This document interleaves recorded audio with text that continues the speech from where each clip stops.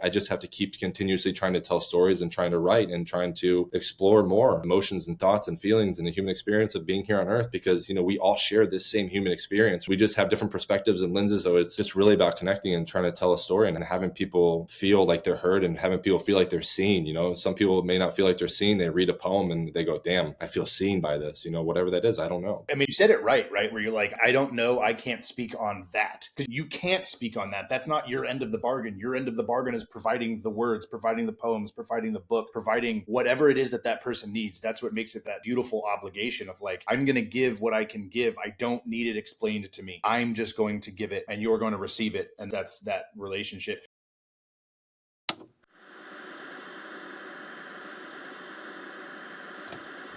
Is that much of it? That's not much of a change for you, right? My name is Carey. I used to load bombs in the Air Force, and now I'm a writer, a filmmaker, and an entrepreneur. Through using the post 9/11 GI Bill to go to college, working hourly jobs to pay the bills, and freelancing my way into a career, I've studied what it takes to successfully transition from service to civilian, and that study has become a conversation. On this podcast, I speak to other veterans, successful artists and entrepreneurs about their transition, what they did well, where they failed, what they learned, and most importantly, how they applied their skills. Episode 94 features Justin Eggen, a Marine Corps veteran, a poet, an author, and the founder of Pressure Plate Publishing House. Welcome. This is Veteran Made. This episode is brought to you by Go Pills, a nootropic that gives your brain neurotransmitter support both acutely and over time. Those of us that served in the military, regardless of where we served and in what capacity we served, all came into contact with different chemicals, different percussions, and various elements of our environments that have affected our brain's ability to function. Think about your brain's performance and your mental health right now, yes, but think about your future too. We have so much more control over our long-term health than we realize. Visit gopills.com and use code VM15 at checkout for 15% off. That's VM15 for 15% off. Give your brain the neurotransmitter support it needs to perform well right now and over time. All right, we are live. My phone is on focus mode. We have waited the proper amount of time for Riverside's cloud to catch up. Good morning, Justin Eggen. Welcome to Veteran Made. Welcome. Thank you. Thank you for having me. I appreciate you inviting me on, and I'm thankful to be here. I'm grateful that we're here and we're going to have a conversation about some stuff. Yeah, man, absolutely. I appreciate the last minute request here, as I've been trying to it's great. It worked out because I needed to fill a slot, but you and I had already been talking about doing an episode at some point anyway. And so I was like, you know what? Maybe we can make this happen quick turn. And we did. And so I appreciate you making that happen. For those who don't know who you are, if you could give us just a brief primer on who you are and where and when you served, and then we'll jump into some questions about poetry and entrepreneurship. All right. So my name is Justin Eggen. I am a United States Marine Corps combat veteran. I served in Afghanistan from 2008 to 2012. I was a 1371 combat engineer, part of a route clearance team. I served in Marja 2010, and then sang in 2011. And then I got out of the military. I started writing poetry. I've written 10 books, 8 of which are poetry collections, 2 of which are historical fiction novels. I'm a father. I had a son in 2018. And I'm a PhD student. So I think that might have roundabout sums it up, I guess, to where I'm at now in life. And yeah, I own Pressure Plate Publishing House, which we'll kind of dive into. So I don't want to spill over into that, but yeah, we're moving along here. We're doing stuff. So we're just trying to make our little way and talk about, life and poetry and stuff. Just doing a few things, a couple of things here and there. I always do things. I always love when these kind of moments happen. So I served in the Air Force at Bagram in 2010, and I loaded bombs and missiles. I was a Marine Corps would call it an ordnanceman. In the Air Force, we called it armament. So our birds were providing CAS and surveillance and kind of all of that stuff for you all that were operating in Marja at that time. So it's always cool when I have these conversations and some sort of connection happens like that. Because I always thought, and I was just writing about this the other day actually, as how disconnected I felt often from what it was that we were actually supporting. So yes, I was at Bagram, I was in country, but never left the wire. And I was doing this job and it was great. And I loved the job. I loved the work. There was a ton of meaning around it, just doing a great job at the job. Right. But they were always talking about, the pilots were always talking about, the Wizzos were always talking about like kind of who we're doing this for and like who we're supporting and what we're actually doing. And it was really hard for me at the time being, 21, 22 years old, like knowing I was going to get out of the Air Force after this deployment. And I was like, it's always kind of hard for me to understand just who it was that they were talking about and who it was that we were actually supporting. So when I get to have these conversations and then read your words and hear about your experiences over there, those connections to make this way are always really fun for me. Yeah, that's pretty unique, man. Honestly, it's fun to think about that as well. Like there's that influx of troops, right, in like 09, 2010, and then going, the deployments that so many of us kind of shared that same kind of shared experience of going over to either it was Afghanistan or Iraq, but that surge in 09. So a lot of us went to Afghanistan. So that there is that like spatial connection, which we all kind of shared, and which we all went to the same kind of country in the same kind of area, and it is fun to look at the spider web and how it all connects, for sure. Yeah, no doubt. So I want, as you and I were talking about offline, like I want the arc of this conversation to build towards kind of the founding of Pressure Plate Publishing House and your integration of art and commerce, right? Of entrepreneurship with creativity and kind of blending those two worlds. So I want folks to know that that's where we're going in the conversation. I don't want to get lost in the weeds too early, but I do want to talk a little bit about where poetry came from for you, where the love of words came from for you. And maybe we can talk a little bit about the difference between poetry and prose and writing nonfiction. Again, just to kind of give us a little bit of a primer, because I want to talk about the building of the company and marrying those two things. But can you ground us a little bit with your relationship to words, your relationship to poetry, where that came from, where and when you started writing, and how it started manifesting for you to start like publishing your work? Yeah. So I love writing poetry, first of all, for like foremost. I love exploring that emotional aspects of life and like abstract concepts and things. And I always kind of did when I was a child, and I kind of journaled a lot, and I liked to write when I was a kid. I liked to do those types of things. And I really explored that when I was in high school with like with romance and friendships and friends dying. I kind of explored, writing my feelings in that way. And then I left that a little bit alone as I went into the military, and then, things happened in the military, whatever, the deployments happened and stuff. And then I came home, and I subdued a lot of those like traumatic events from Afghanistan. I subdued a lot of them. I suppressed a lot of them. I didn't really know what to do with them. So I was kind of lured into like going to therapy, and I really enjoyed it after the first few sessions. And I really enjoyed exploring that emotional aspect of like the human experience and what I was doing. And then because I was wanting to explore that route, I started to explore more of myself and more of that trauma and more of the emotional and how the tonal and themes of me and that trauma and the memories. So then I started doing some sort of like sensory therapy, where I was going into all of these traumatic events through my how it felt, how it sounded, how it smelled, all that other stuff. And that really allowed me to like kind of find an artistic way to kind of put this stuff, right, like put it into words. And there was a dream I had. It was more like a reliving of like things that happened in Afghanistan, of an IED going off, and I wrote a poem about it. And I just wrote, like, it just started writing. I didn't think about anything. I just had a line in my head, like, not today. Like, the bomb didn't get me today, the IED didn't get me today. So I wrote not today, and then I wrote the next line, and then the next line, and then I kind of made it into some form of structured like poetry. And then I was like, all right, well, I have a poem here. This is kind of a poem. This is like 2014, 2015. I said, this is kind of a poem. What do I do like with this? I like looked into the veteran community, and like not like nobody was really writing poetry. I mean, you have Brian Turner, who was writing poetry in 04, 05, and then you have some veteran poets from the Gulf War, and then you have them from Vietnam. But a lot of the prose came out of Vietnam, and a lot of different things came out of World War II. But World War I poetry, I saw that, and I was like, all right, well, World War I poetry, and that kind of linked me to like, all right, well, there is a route for me to take if I wanted to write poetry. So if I want to write poetry, I can go in this route. I can kind of follow this this pseudo blueprint that like the World War I war poets kind of like laid out. I can pursue a path that I can write poetry. And I for a few years there, I just went to therapy. And then in 2017, I committed at the beginning of 2017. I will, one day in 2017, I said, all right, I'm going to write a book this summer. And that summer, I wrote my first book, Outside the Wire, a U.S. Marines collection of combat poems and short stories. And I didn't want to write a book that was straight poetry because I didn't think it would be appealing to the veteran community. I didn't think veterans would want to get a book that was straight poetry like at first.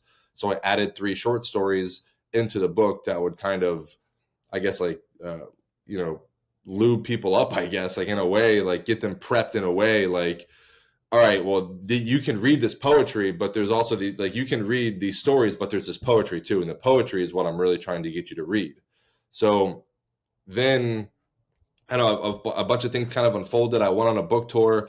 It showed me that like people did appreciate the poetry. It showed me that there was a want for it, a want for this diving into this mental health aspect and trying to understand the human experience a little bit better in warfare and not through like a special forces lens or a like a heightened engagement or like a VIP type of thing or like a Navy SEAL type of lone survivor type of lens. You kind of want to have like a guy on the ground who's not a special forces guy, a guy on the ground who's a Lance Corporal and who is been NJP'd and who's out here just doing what I'm supposed to be doing because I'm a number and he put me in the game and let me go, like.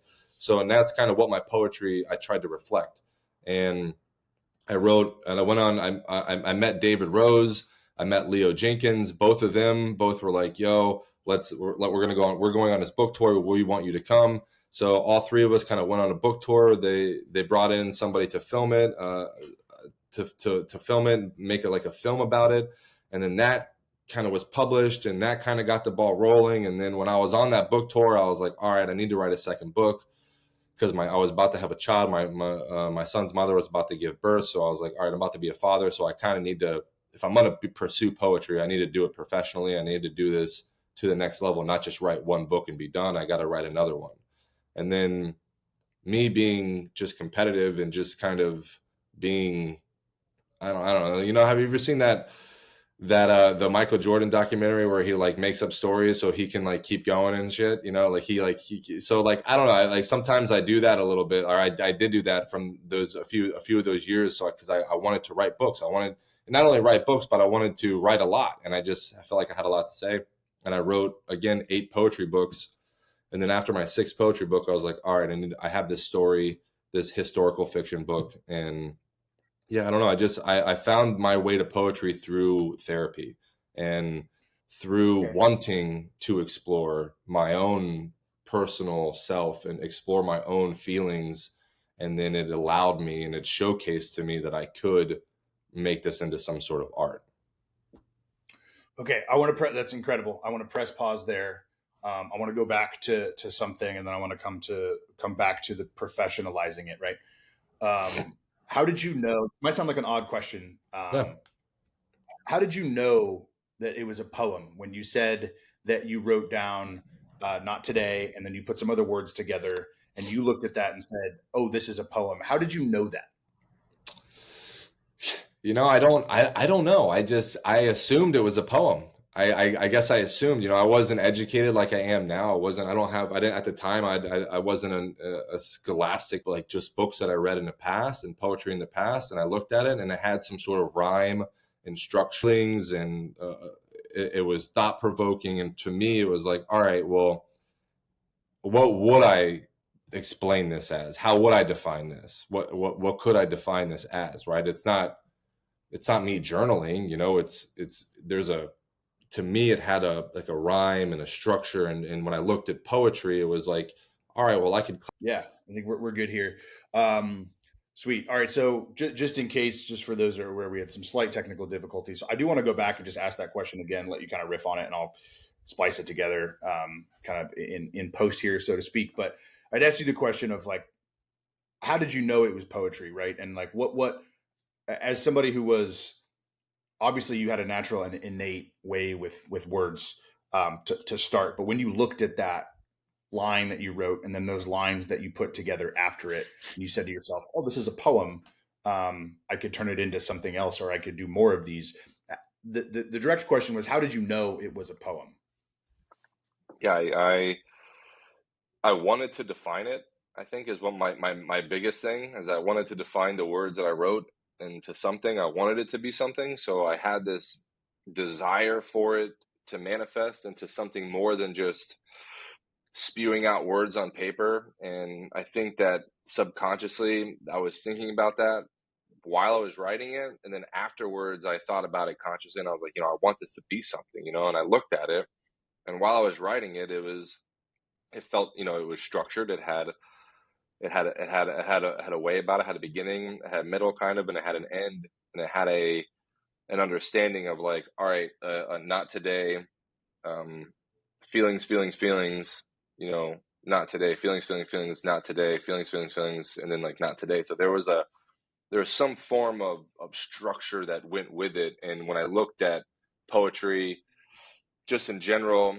20th century poetry, and I looked at it and I said, all right, well, there's all types of different poetry in literature, and this effectively could be structured stanzas, or it could be free verse poetry, and that's effectively like what it is, and that's what I chalked it up to be, because like I said, is I wanted it to be something. I wanted it to have some form of life, because I felt like I've always had this in like this kind of feeling that I have to do something. I have to do something with my time and my life as what I'm here to do. And when I wrote that, to me, I said to myself, I was like, this is a poem, because I felt like I just wanted to define it. And then like I said, I shared it with friends and stuff, and I shared it around, and they kind of agreed that it was a poem. I guess I kind of, I don't know if I was like, you're biased, like influencing people, and you're asking like, do you think this is a poem?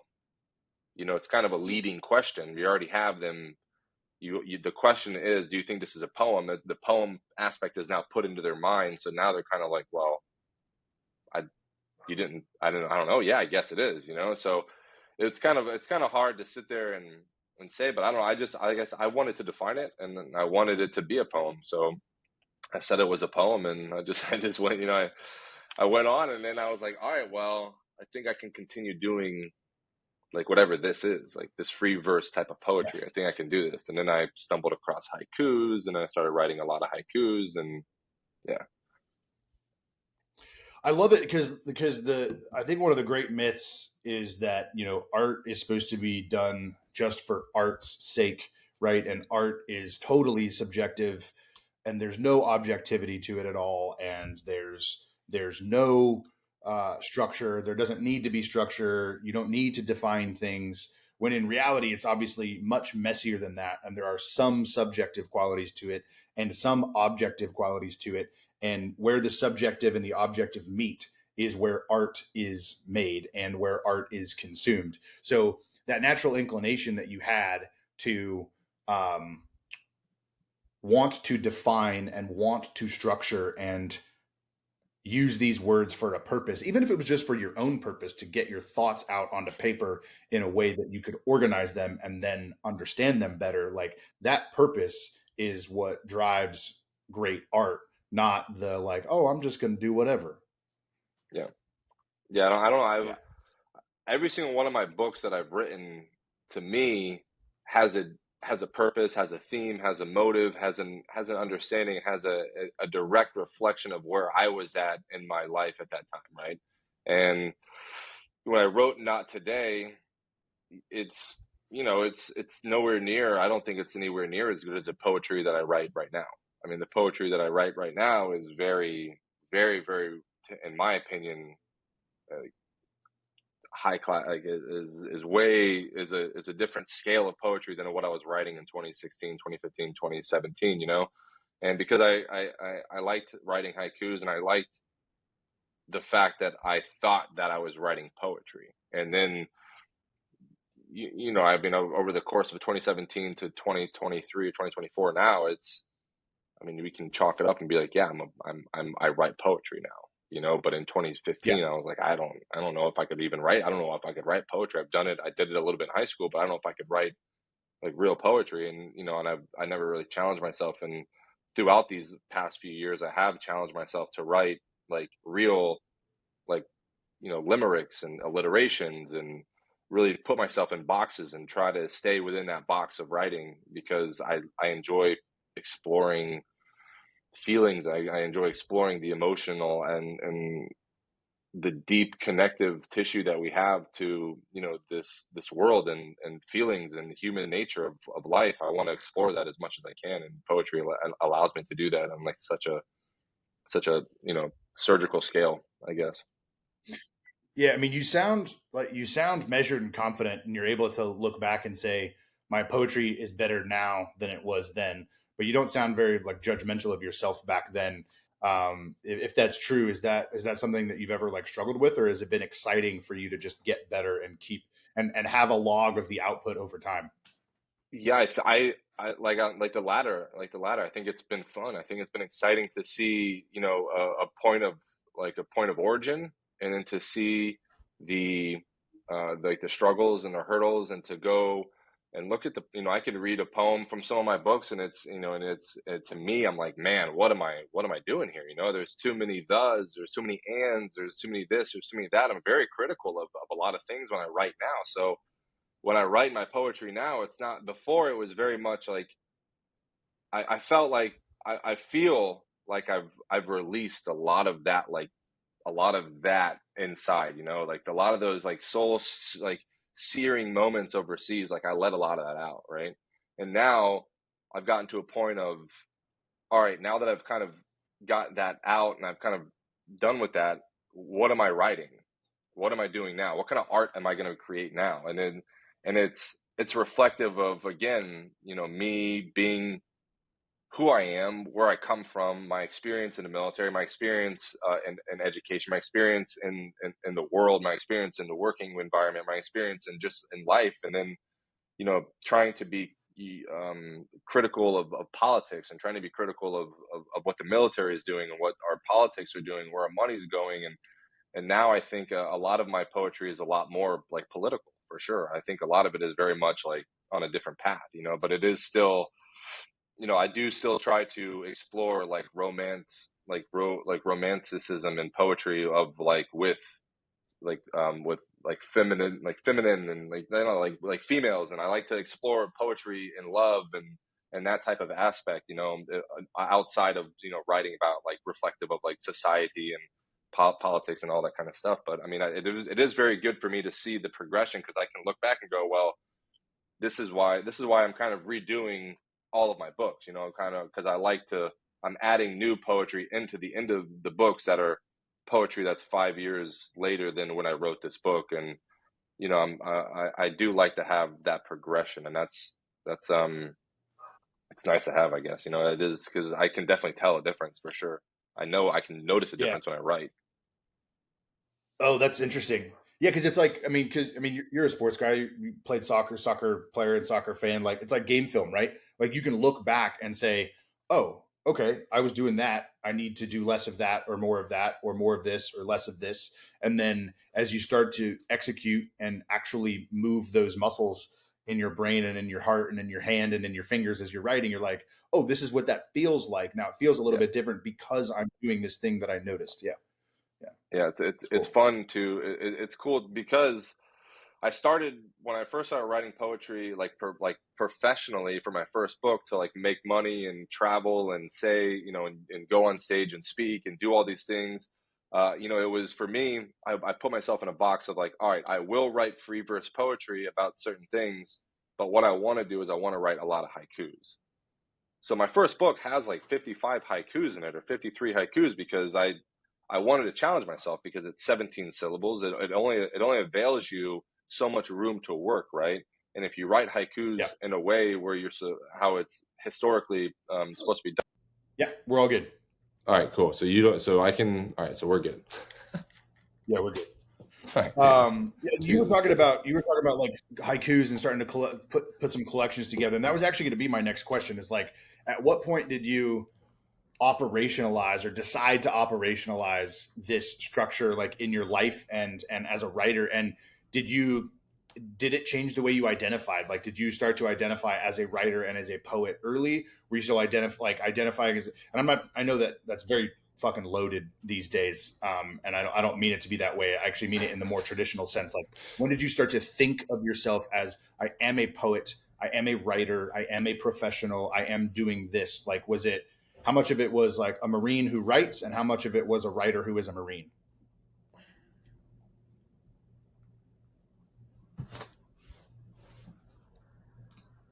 Can you hear me? Let's go. Did I lose Yeah, you? yeah. I don't know what's going on, but it's saying it's uploading. So it says 85% uploading. So I think that's what's making it like lag or something. But to answer your question, I think I never saw myself as a poet when I first started writing poetry. I was like, I don't really know what I'm doing, because I who am I? You know what I mean? I'm just some guy. I'm just trying to make a path. I'm trying to start something. So I don't really know really much, but I wrote the first book, and I kind of identified with like, all right, I'm definitely a veteran. I'm writing poetry. So I guess I could classify myself in that aspect as like a self-published veteran poet, right? And then again, I went on the tour, which kind of more like further solidifies this idea of, you're a veteran writing poetry. This is what you're doing. This is a path and the track that you're kind of taking. And then when I wrote my second book, it wasn't when my son was born. It was kind of gave me the motivation to be like, all right, well, maybe I need to do this professionally. Maybe I need to be like a real, like, and so I kind of had that idea in 2017, but it really wasn't until my son was born that I really kind of pushed this idea of like, all right, I'm going to try to be like a real poet, like I'm going to try to write real poetry. And that's when I had the undertaking of trying to write my third book, which was The Art of Warrior Poetry, kind of like a take on The Art of War by Sun Tzu. So The Art of Warrior Poetry is one of the biggest collections of poetry I've ever written. And it's like 120 poems or something, but it's massive, and it's really me. It's a straight poetry book, because my first two books have short stories in it. So this book is straight poetry. It's 150 pages. It's just straight poems, and it's have you ever seen Kurt Cobain, or not Kurt Cobain, but Tupac's poetry book, The Roads That Grew from Concrete? So in his book how he has like the poetry written in his journals, and then they scan it, and then they actually write them on text on the side. Well, I wanted to do that same exact thing with The Art of Warrior Poetry. So I had two journals. I wrote my poems in these journals, and then I uploaded them, and I scanned in the photos. So the book has the journal photos with the original written poems next to the text poem. So it's a journey of like before war, war, after war, and then like championing all of the things that, like, all of that depression and solitude and all of the things that come with like PTSD and all that other stuff. So I really wanted, when I did that book, I was like, all right, this book is a straight poetry book, and this is my attempt at writing war poetry. And I submitted that to the Marine Corps Heritage Foundation Robert A. Gannon Award for poetry, and I won. So when I won that award, it further again solidifies in my mind, like, well, this is a path you should be taking. You should be writing poetry. People are congratulating you, celebrating your poetry. So, this should be the route I should do. And then, I just kind of started to try to do more of that, Did you self-publish those first three collections? All of my books are self-published. Every single one of my books I've ever written, I've published myself from the beginning. And what was why did you decide to do that instead of trying to submit manuscripts or try to go the traditional route? Just curious. So somebody said something one time, and I remember, I don't know who said it, but they said the truth is a lot like poetry, and nobody likes the truth. So when I heard that, it was a long time ago, and people have asked me this question before, like, why didn't you go the traditional route and try to submit a manuscript and things like that? And the way that I looked at it was, I want to be heard right now, and I want people to hear my voice right now. And in 2017, we have the internet, we have Amazon, we have, Kindle Direct Publishing. We have all these routes and channels and YouTube and all these routes that people can hear what I want to say and hear what I need to say, right? And I went that route. I didn't want to, wait another 6 months or push it out there and wait for people to tell me no or tell me this or tell me that. I just said, fuck it. I'm gonna put myself out there and I'm gonna do it myself. And if people like it, then they like it, and it is, and I'm gonna make it. And I'm gonna make it happen if they do like it. If they don't like it, maybe I'll just go get a job doing landscaping on Palm Beach Island, and I'll just reduce myself back into obscurity, which is fine. But people tended to like it. It tended to, it was helping people, and it still does. People read the poetry and it helps them. So it's one of those things that early on I saw an opportunity where I could generate something. I could generate art, and it could connect with people, and people enjoyed it, and people saw it for what it was. And I was like, all right, well, I don't need a publisher to connect with people on that level. I can just do this myself. And that's what I've been doing. And, here we are at the Pressure Play Publishing House. Use the tools that are available and test your metal. Yeah, that's it. That's it, man. Use the tools available. If it doesn't work, it doesn't work. If it does work, then follow through and then keep making it, and that's kind of how it worked out. Yeah, I think that's great. I mean, like all these avenues and all these tools and AI and all these platforms and, like you just named them all, right? YouTube and Kindle Direct and all these other opportunities. Like, I think people don't realize that you can use those tools not just to publish and not just to create, but to actually get your work in front of an audience, test and learn. Yeah. Test your ability and learn if people like it. And if they do, but you need to make some tweaks, adjust and move forward. But to your point, like you were willing to stand there and say, all right, I'm going to draw a line in the sand and I'm going to cross it. And if people don't like my work, don't like my words, and don't like what I have to say, that is going to suck, but I will find out. Yeah. I mean, ultimately that's what it is, right? Is that's with everything, that's with every artist, any music, any movie, any script, anything. For a script, and you're like, oh, I believe in this script so much, I love this script so much, and you submit it a million times, and everybody's like, no. I mean, at that point, what do you do, right? If you truly believe in it, then you just gonna get your own money and you make it yourself, right? So, and that's, and if it does get made and nobody goes and sees it, well, then you can kind of, reduce yourself back into obscurity, right? Then you gave it a solid, good old boy effort, and you tried to make it happen. It didn't happen, right? And that's how I felt about most things in life. And with the poetry, I really, truly felt like I had something because, again, it took me a few years to like commit to writing a book. And within those few years, I had to build my confidence to get to that point. And I would share things with my close friends, my friends that served and sang and that were wounded, and, that, and all these other things that have, maybe a little bit more, a harder time in life than like what I have, right? Because I have all of my limbs and I wasn't shot or whatever the case was, So I used my soundboard of my close friends, and, they were all like, this is powerful. This is impactful. I think that you have something and you can do something with words that I can't do. You make me feel something that I've never really felt, so I need you to continue doing this. And when I had those voices that are my close friends like that I looked up to and respected and I still do, and these are my heroes, these are the guys that were older than me in the military and took me under their wing and mentored me while I was in the military.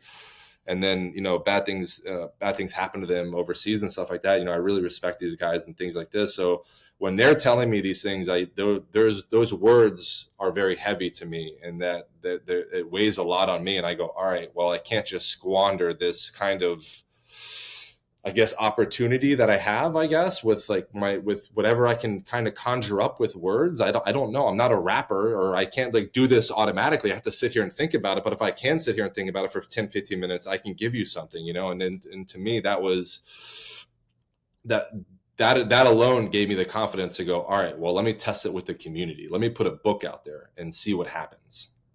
So.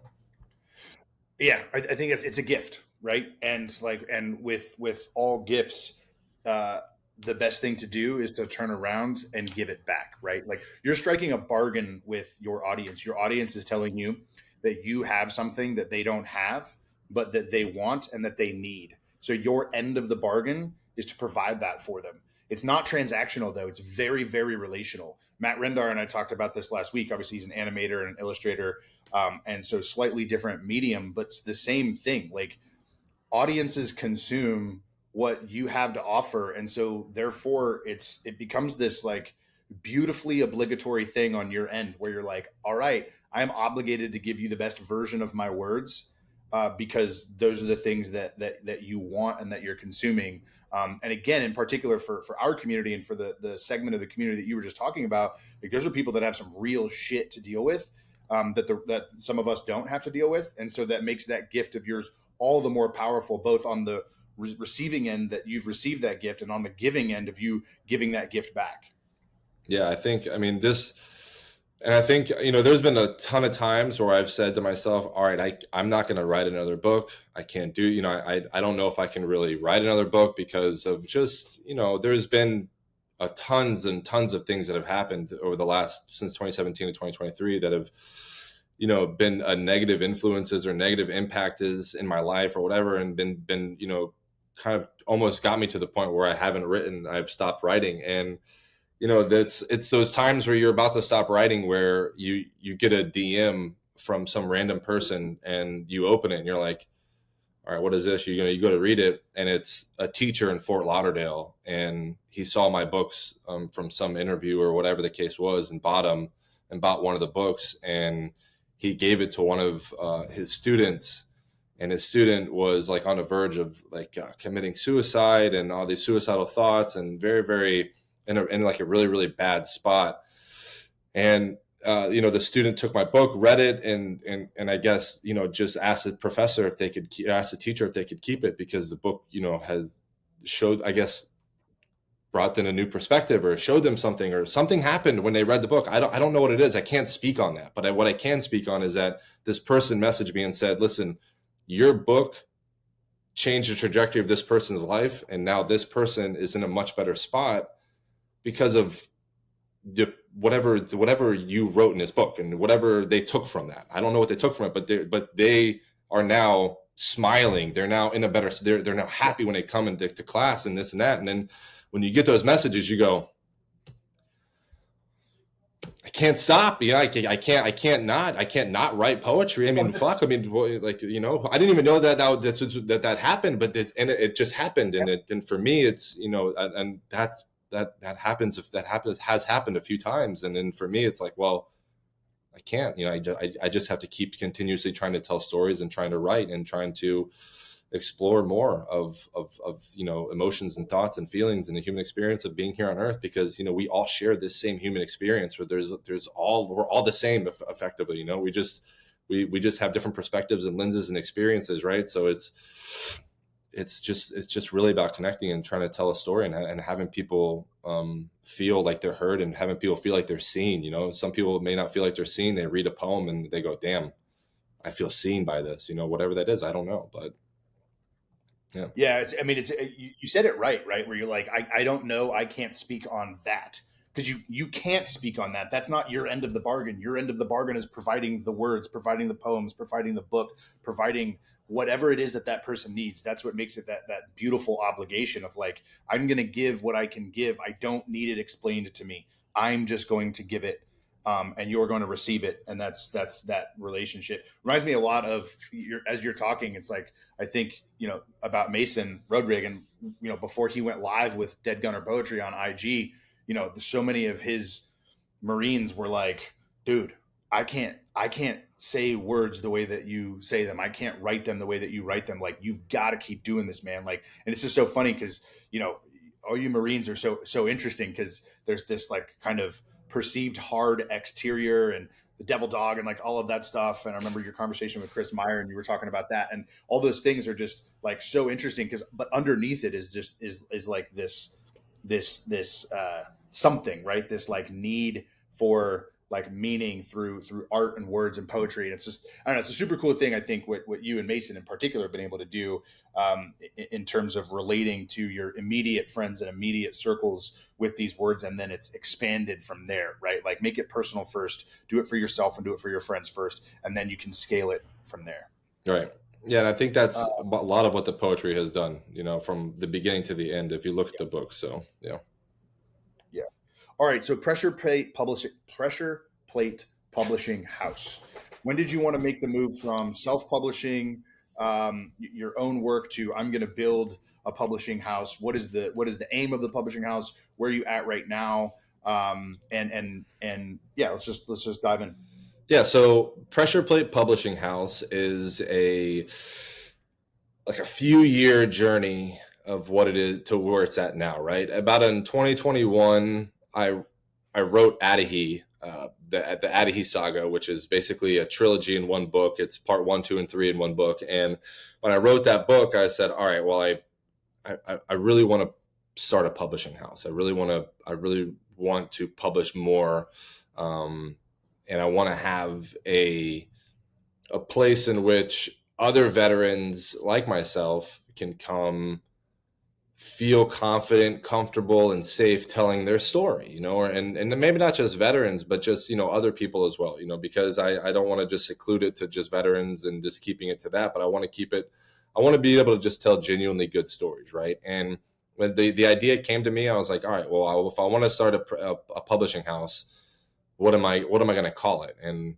the first thing that came to my mind was, Pressure Plate Publishing House. And it's, I dealt with pressure plates in Afghanistan nonstop. And it was kind of how they worked and operated against us. When you're finding IEDs, you're going to find all the components to it most of the time, and a lot of that's going to be a pressure plate. So the pressure plate's always been in the back of my mind. And I just thought Pressure Plate Publishing House, it kind of rolls off the tongue a little bit. It sounds good. And I was like, all right, I'm going to do that one day. And then, yeah, I don't know.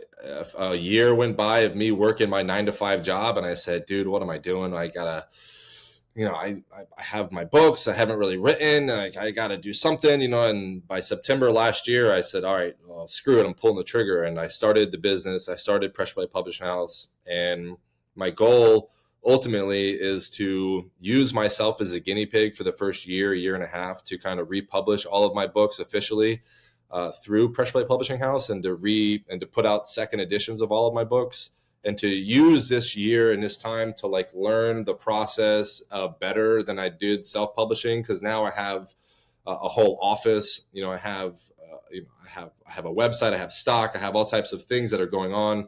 I'm trying to do different things with the company, and ultimately I want to use myself as a guinea pig so I can get all the kinks out, republish all my books, and then have a space and have a place that people can come and feel safe, and like I said, comfortable telling stories.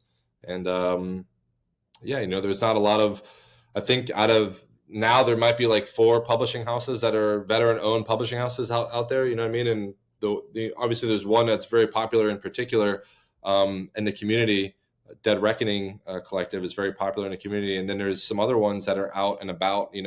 I've seen some that are in Ohio. There's some in Washington State, but they're a little bit smaller scale, and they're not really on the social media channels in that realm. So, but they're out there, and I feel like I said earlier, I don't really want to wait around for people to say yes or no to my books that I've already had success with. I just kind of want to republish them on my own and do it officially under the Pressure Plate Publishing banner, and then open the doors for people to come and try to tell their own stories. Yeah, I love it. I mean, there's room for more, right? That's the whole point. The whole point is to expand and grow, and give more people more opportunities and connect across the community in ways that yeah, like you said, provide opportunities and spaces for people to share their stories and share their words. So what I'm curious, just a little bit. We don't have to get too much into the weeds on it on the entrepreneurial front, but just kind of curious, starting their business and reprinting and looking at these second editions. What is that side of the business like for you? Have you enjoyed those aspects of it? Is it more of a chore just to get to the poetry? It's definitely a chore. No wrong answer, by the way. No wrong answer. I'm genuinely curious. Yeah, it's definitely a chore, man. Because I have fun writing, and I have fun writing poetry, and I like kind of building out my fiction stories, because there's multiple stories that I have that I have written and down and outlined. There's tons of fiction stories that I want to write, and there's things that I want to do, but to do that, I have to have a space that I can go to every day and I can write, thus getting an office, and then going through the proper legal channels of getting the LLC started, and then going through and getting, the website and the branding and the logo, and having to go through all those steps. I planned out like a 4-month span where that's all I did is I just worked on building the website. I worked on building the logo.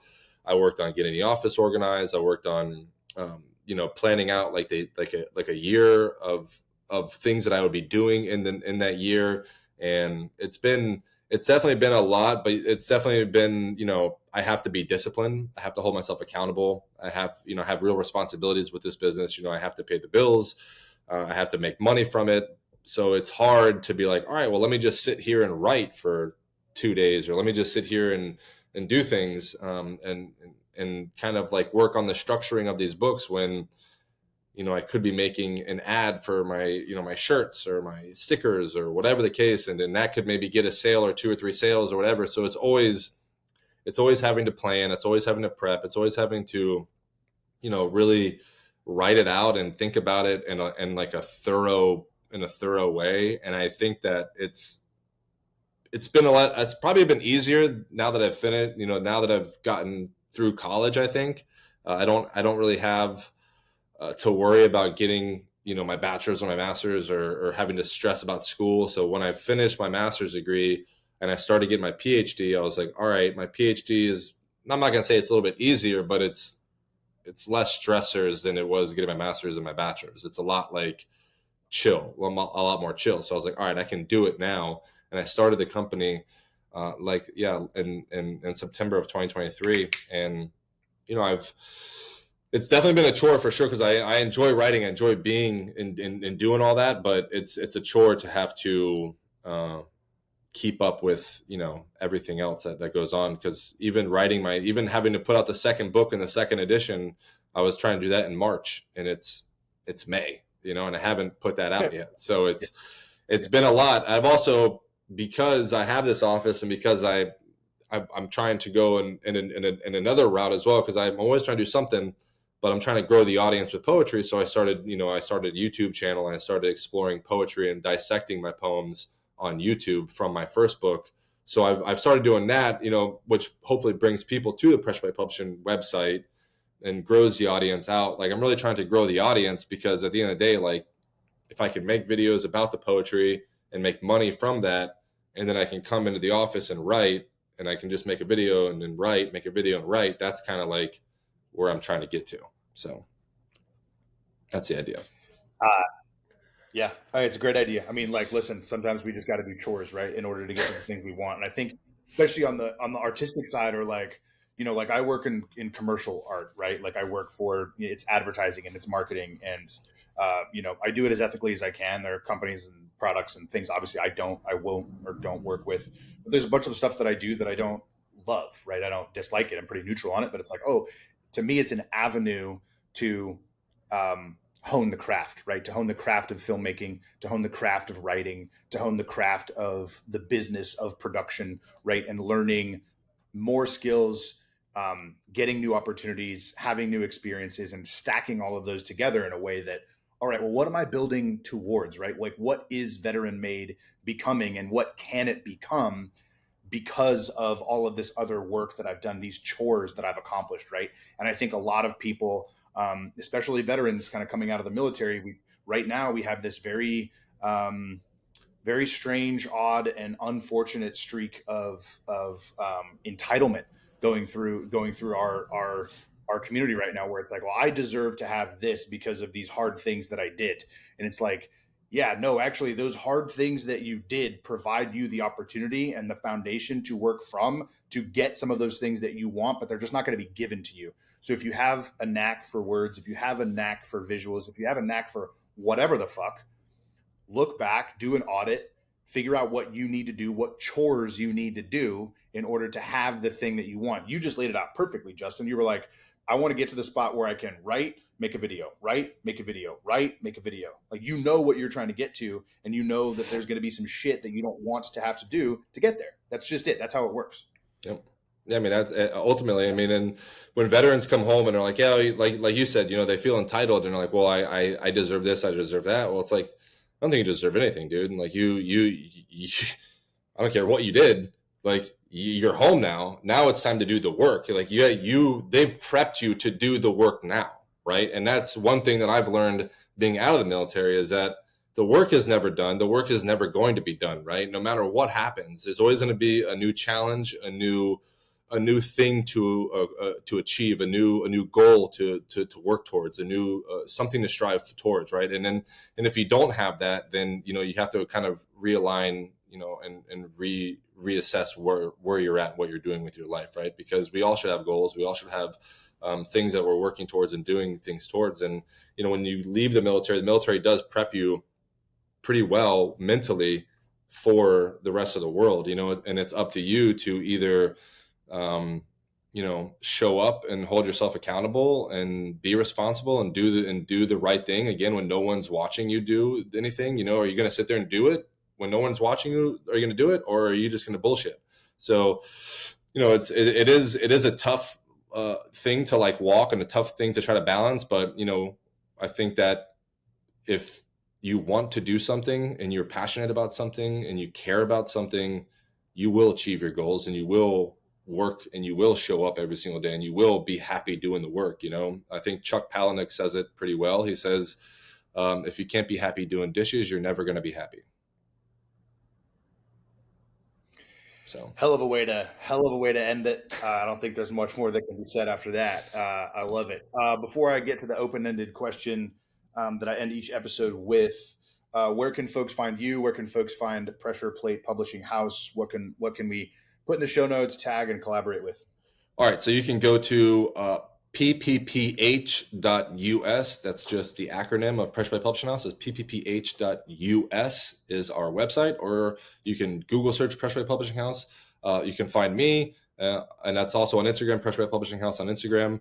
You can find me. You can literally just Google Justin Eggen, and like everything will pop up, or you can go on YouTube, do justineggen.com, Justin Thomas Eggen on Instagram, Justin Thomas Eggen on YouTube. It's all kind of relatively the same as it goes. So if you just kind of search Justin Eggen on anything, it'll probably just kind of pop up, I'm sure.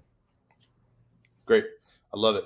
All right, Justin, to end each episode, I ask an open-ended question. What's on your heart and your mind for our community right now? Could be a piece of advice, something you want to get off your chest, or something you want to reiterate from what we've talked about here today. But Justin, what's on your heart? What's on your mind? What's on my heart and what's on my mind for the community? What's on my heart for the community is always self-reflection and love, right? We always want to take a step back, look at ourselves in the mirror, and be the best version of ourselves every single day, right? And show up. And I really want that to be the case for every single person. And that's where my heart's at for everybody, right? Where my mind is at, maybe a little bit different. Where my mind is at is, this is a political year. This is an election year. There's a lot of things that go on in our world, and a lot of things that go on in the United States. And I don't want people to get, crazy and wild, right? It's just remember that this is our United States and this is our country. And as much money as our government spends overseas, don't forget that you're about your neighbor and about the people next to you and about, your local community and yourself and your family. So, it's a shame that all these political things that are happening right around the world, but we have ourselves, we have each other, and we have our family, we have our neighbors. So be happy with what you have and show up for yourself and be a good person. So, yeah. Dude, great answers. And thanks for separating those two things. That actually doesn't happen often. It's happened a couple of times, but it doesn't happen often. I love when it does. So two different things. And thanks for the time. Exactly. Thanks for your time. Thanks for energy. Thanks for your work and your words. And excited to put this out next week. Awesome, Carey. I appreciate it, man. Thank you so much for having me on. I genuinely appreciate you inviting me on, and I'm thankful and I'm grateful for you always. Thank you so much. Genuinely. Thanks, brother.